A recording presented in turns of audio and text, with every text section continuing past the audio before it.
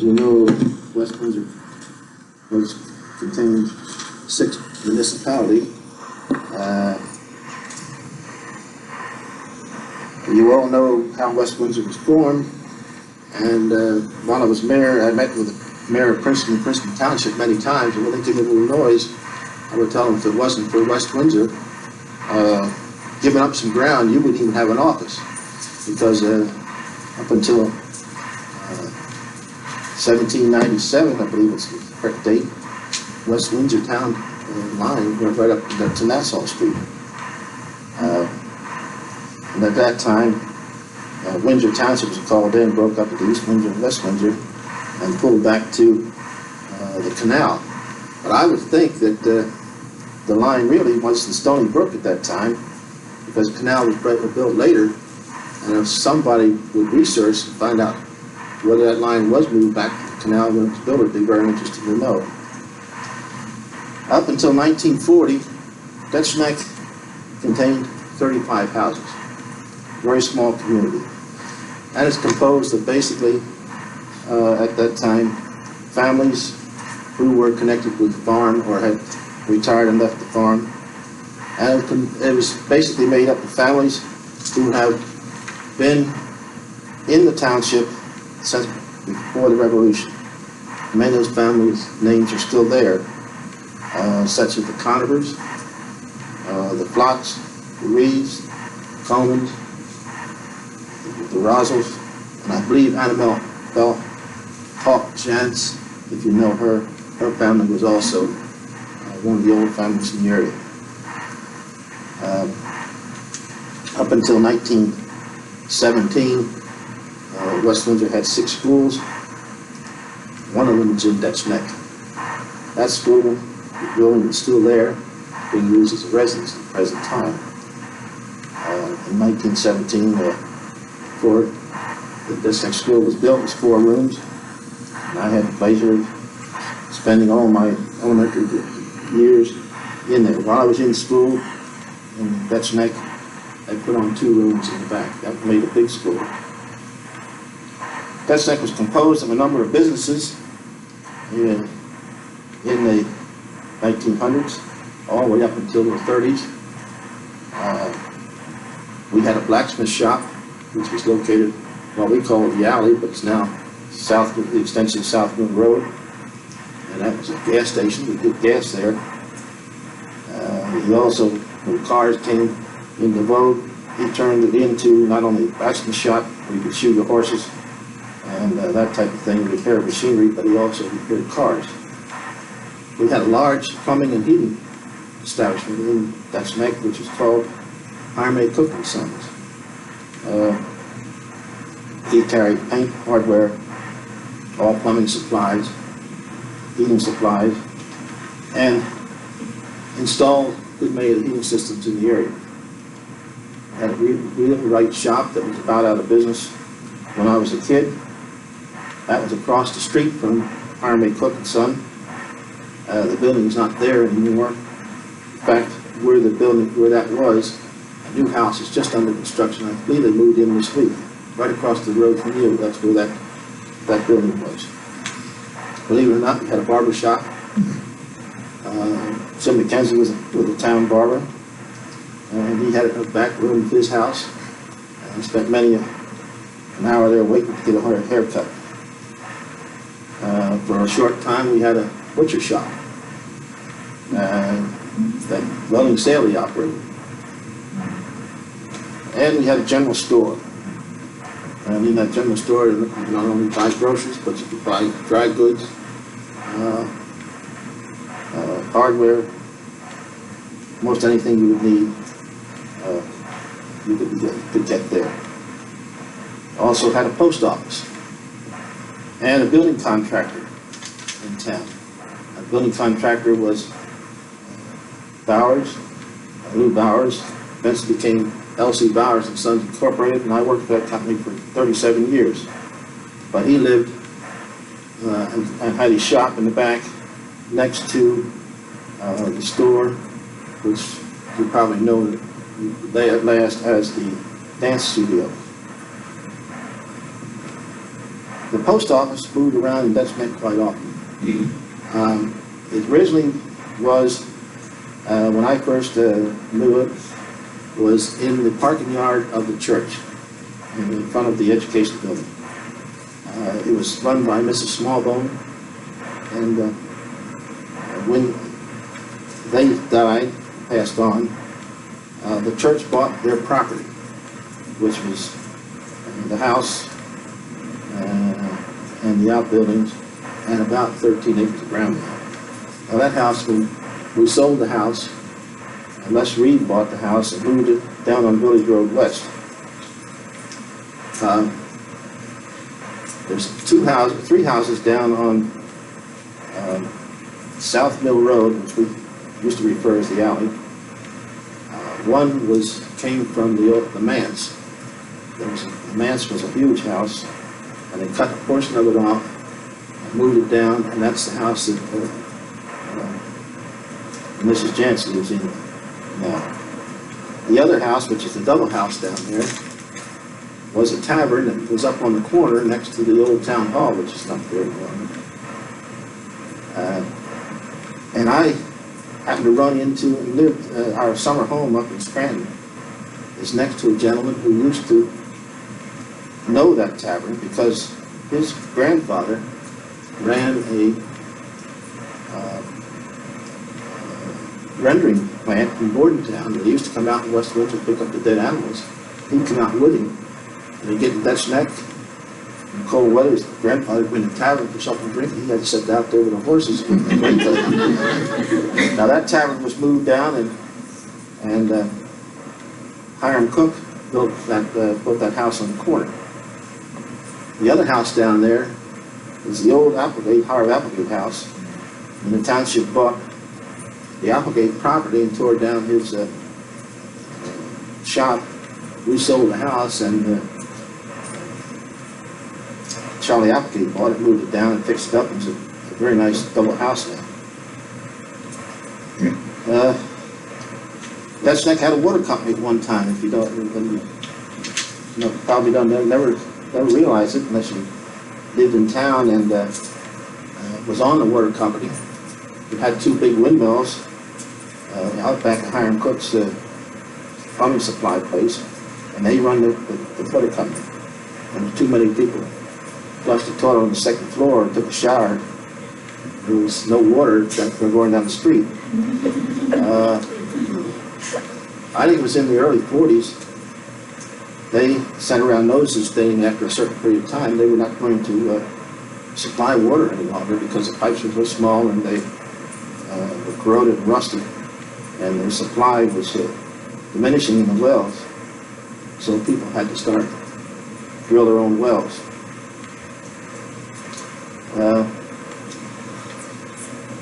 Snow removal in the wintertime, that was a real fun time. The farmers never had any problem getting out with their milk or the produce that they had to get out because the day the horses you put in a sleigh, take it across the fields because the roads were impassable. When tractors came around, or they could hook up a farm wagon and take the milk out and meet the creamery truck. In the old days, Village Road or South Mill Road would be closed for 4 or 5 days. Many of the roads would be closed because the roads' shoulders were steep, and I've seen snow in the road on Old Mill Road, on South Mill Road, so that you had to shovel it out in relays. And they would get up work crews, and you always try to get on the county crew because they paid 50 cents an hour. The township was cheap; they only paid 25 cents an hour.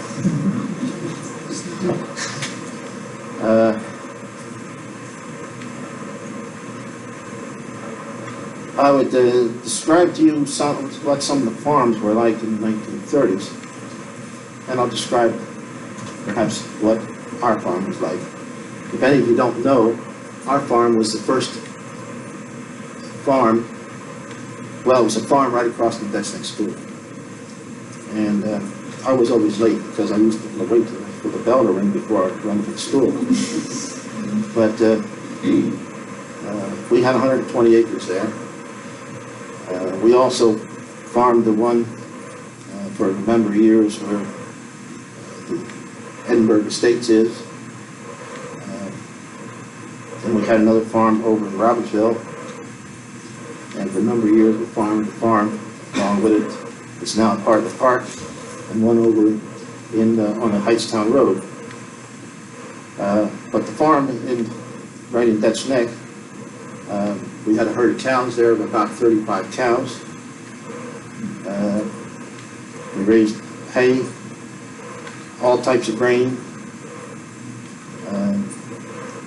potatoes, corn, chickens. Between the two farms we had about 10,000 layers. And we raised anywhere from 4,000 to 6,000 turkeys a year. And killed them for the local trade every Thanksgiving and Christmas, and distributed many of them in Trenton to the meat markets.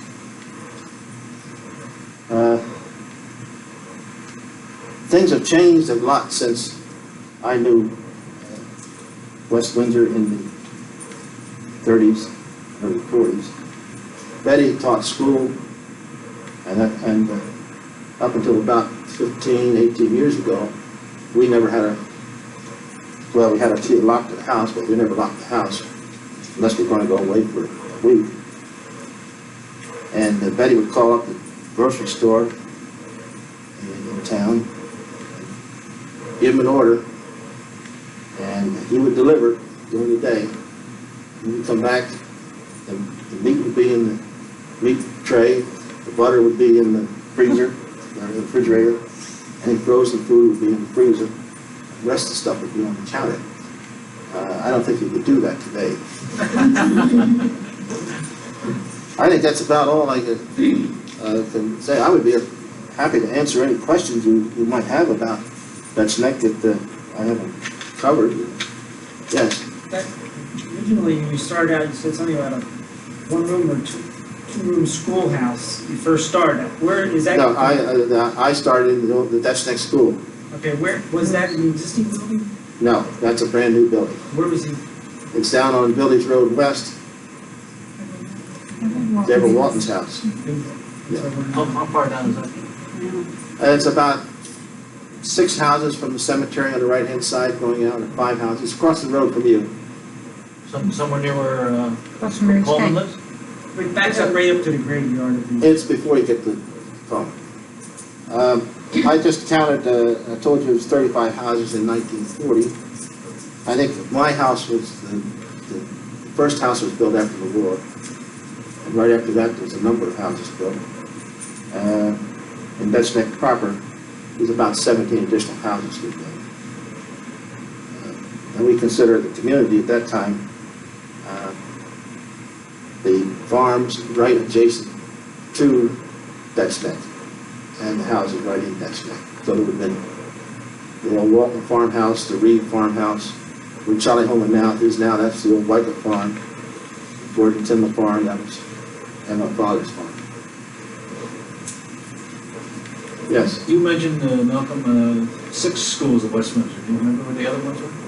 Well, there's one in Edinburgh. Where? It's not there anymore. There's one still on Croxville Road, The Stars? the Stives house. I think they're the only 2 that's left. Of course, they were out of existence before I would remember. What about one in Route 1? Is that the Route 1? Pennsylvania? Oh, that was built the same time Dutch Neck Yeah, it was. was twin. That's newer. That's new. That was built in 1917. Was there one at one of the kennels? There was one up there on somewhere O'Neill Kennel? up there, but I don't know just where. It's one over, it's called the Parksville School. Mary's nodding. I think there was one around the Grover's Mill area too, but I'm not sure. Yes. Where was your barn? The barn, Oh, where the church is the barn. It was our, well, they tore down a part of it. And before the church bought it, there was a number of outbuildings that were there. In fact, the old house that was set in the middle of the farm, in the middle of the orchard was still there when I was a kid. They built the house in 1891 or 1992, something like that. Then they moved the old house, it was in the center of the farm, up, and we called that the wagon house. And there was a cellar under that, we stored potatoes in it, that type of thing. And you had 10,000 chickens or what? In 2 farms, yeah. Yes. Where was the water company? It was right, it's in back of Alice Tyndall's house, where Mel Tyndall lives now. If you know that house. There were some big barns in there. Some of them burned down after Cook went out of business. It was a large building that burned down. And it was between that and the back of those houses. And toward the windmills down. I recently put on the back of my home, the addition of the garage, and excavated that, all the pipes, the old water company, feeding the rest of it, had to go right through those, and dig them up. You didn't get much water out of it, did you? No, they were there, I'll tell you, they were there. What, they were about this size? Yes, sir. Because I've dug some of them up. Yeah. It goes into my basement from one side and goes out on the other. What I didn't know was there was a couple other pipes going across the back there. When was the fire company built? Well, the fire company, when I was a member of the fire company for many years, and the fire company, when we first had the fire truck, I think that company was organized in 1920 or 21, something like that. And they had a chemical truck. And I don't really know what a chemical truck is or not, but it had, if I recall, had about 6 large cylinders on it, which is soda ash and water. And you took it to the fire and you dumped the chemicals into the water and it created pressure. And you had a little hose about 3/4 of an inch. And I remember one time we had always had a lot of fires in the fields. And fire whistle blew. And Dad said, "Come on, let's go to the fire." And I jumped in the truck. We were going by, that's next door. I looked down at the firehouse, which was down the street back of the monument. He said, "I don't think that fire engine's left yet." And he's back around. So I went down there, and sure enough, they couldn't get it started. So we had a chain on the truck, and I backed up, and I hooked the chain onto the fire engine, and I towed it down to Morris Hawk in his field, and towed it into the middle of the field where it burned, and stopped it, and they got the hoses out and dumped the chemicals and put the fire out. But you didn't need the engine to operate that one. The next engine we had, Mary, what was it? It was a Ford before we got the Max? Something like that. And it was a pumper, but didn't carry much water. And Princeton Junction was organized, and we bought 2 Max, one for Death's Neck and one for Princeton Junction. And fire companies took off from there. How old is that house as you come from Edinburgh, Dutch Neck Road, go straight ahead, that deserted house? How old It's is not that? there anymore, it's gone. Well, is it the last couple of weeks? That went about 2 weeks ago. Portions of that, You were gone. That's why it's not. well, that house has been going for about 3 years, you know. Yes. How old was that? Portions of that house were pretty old. I don't know just how, I've been in the house a number of times, but it's the old Tyndall house, Gordon Tyndall house. I would say probably 1800s portion of that house was built. You know, there's 2 pretty old houses in Dutch Neck. I don't really know it or not. But the one right next to the second house from the ball field in the school is an old farmhouse, and that's real old. I don't think that's around Revolutionary times. There's a house across from the Wilsons where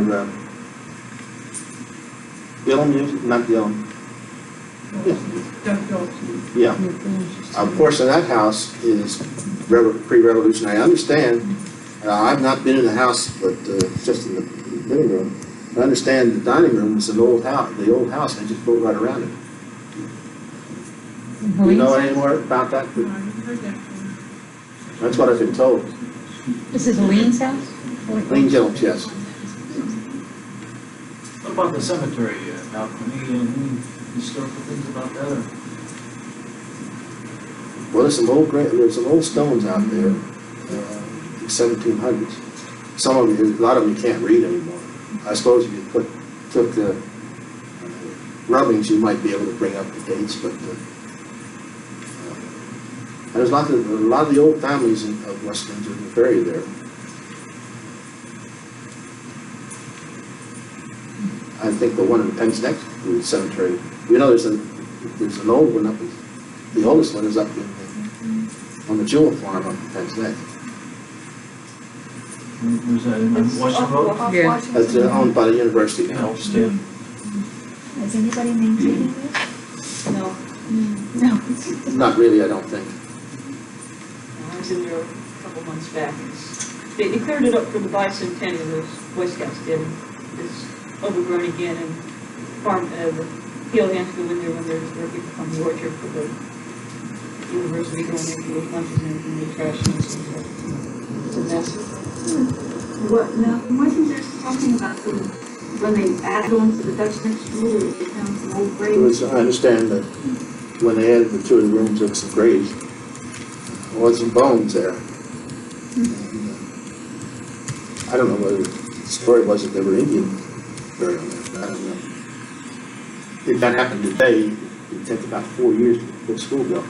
You know, there's an interesting story about that, how that school got built, and you sure couldn't do it today.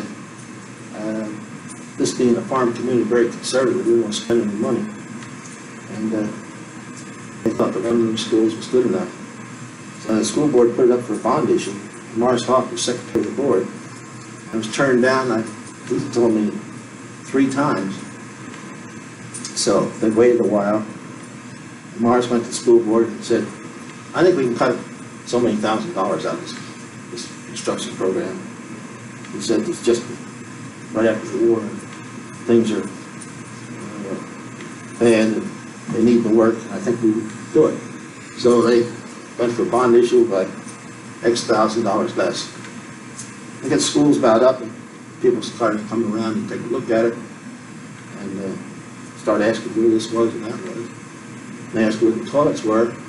Marcia said, oh, that wasn't in the bond issue. They were going to use the old ones outside. He said, where's the heat? He says, we didn't put the heat in here. You didn't put enough in the bond issue. So the story got around town, and it wasn't long before they put up another bond issue to finish the school. Right through with a breeze then.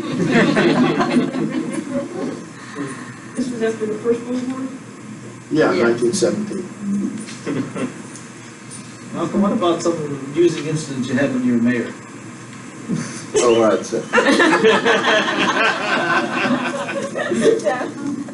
You wouldn't want to stay here all night, would you?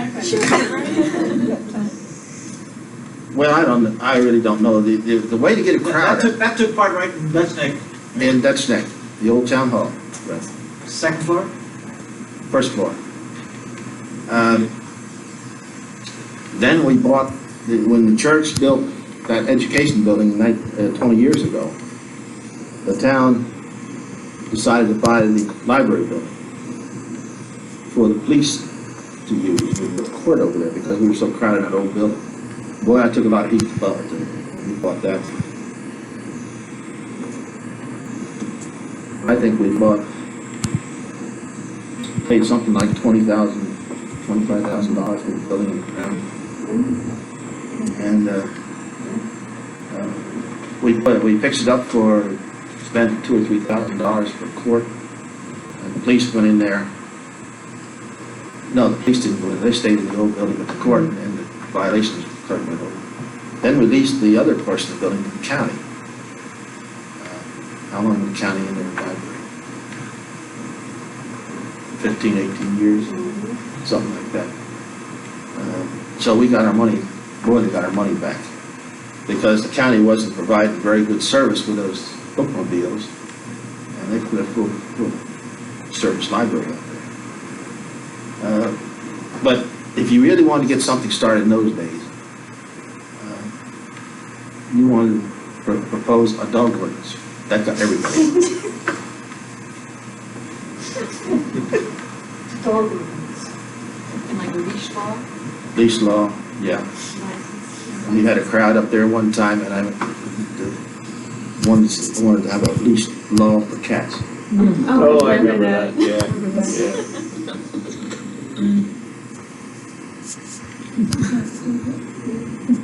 Yeah, there used to be a telephone company in Frazie's basement. Not that I'm aware of.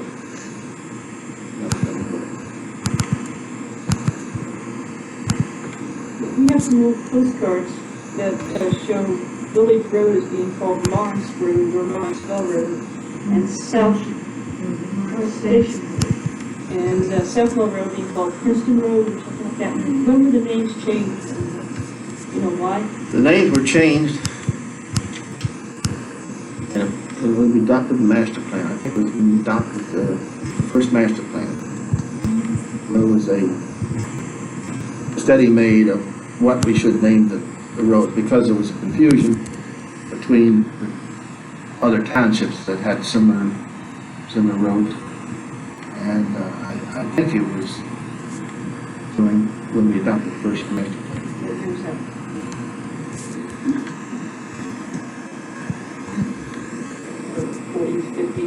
It was in the early 50s, I believe, middle 50s. And then South Mill it was changed to just Mill Road then, and it became South Mill until the 60s sometime. Yeah, there was confusion as to the Hightstown Road, which way you should you go. Especially we changed it for not the police, but basically for the rescue squad. When they got a call and say on Mill Road, so we went south and north Mill Road. It's the same problem we had at the beginning for Yeah, South. because we moved in, it was Grover's Mill, Dutch Neck Road. Right. We moved in. Where you go to high school? Princeton. At that, you know, the few classes before me, depends on which end of the township you lived on. Dorothy, the people in your area some went to Trenton High School? Some of the people lived here in Trenton High School, they had a bus that went down Old Trenton Road. I can't remember whether it was a Hightstown run that came through one part of the township, and I think they picked people up. But before there was a bus that went to Princeton High School, there was a public service or a Trenton bus that took children from West Windsor to Princeton. Did you ride that type of bus? No, I went with Horace Reed's bus, but it was Capital Transit just before that, Yeah. from Trenton. Well, when But- my brother-in-law went to Princeton High School, he went on public transportation. I remember that. But sometime, half went to Trenton and half went to Princeton. It was sometime before Bud and Kelly went to high school with him. Yeah, well, at that point, which was 1929, they had a public bus for one of the Trenton bus lines, had a run through Edinburgh that I know of. And Went they up through picked Dutch Neck. children Yeah. and took them to Princeton High School. I only think that was for a couple of years. But it was 1929. When I started high school in 33, we went on Horace Reed's bus. Gee, my kids did too. Yeah, but that stayed around quite a while, didn't it? Yes, I sure do. But it wasn't the same bus, though. I hope not. That bus was Just a the great... driver. Huh? Just Josh Just- as far as. That bus was a great big box, wide box. And we had some kids from Dutch Neck, well, basically Edinburgh. Dutch Neck kids would never do it. On the snowy days, go out trying to get up Princeton Hill, they didn't sand the hills like they do today. And sometimes it'd be pretty slippery, solid ice. And we get on one side of that bus, get it tilted a little bit, and run to the other side, and we get that bus going this way, and the wheel would start slipping. Back down the hill we go. We never get to high school that day. How could you do that with safety belts on? Pretty hard.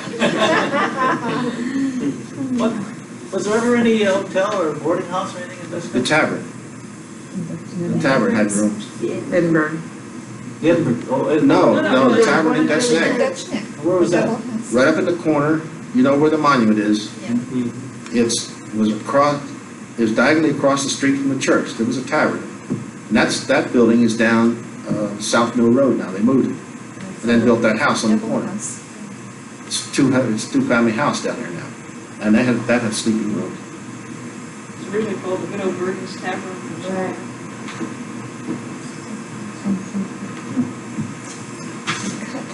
Well, it's nice. It's a pleasure to talk to you. Oh, that's Thank you, nice. Mr. Roszel. Thank you. Before we break up for tonight,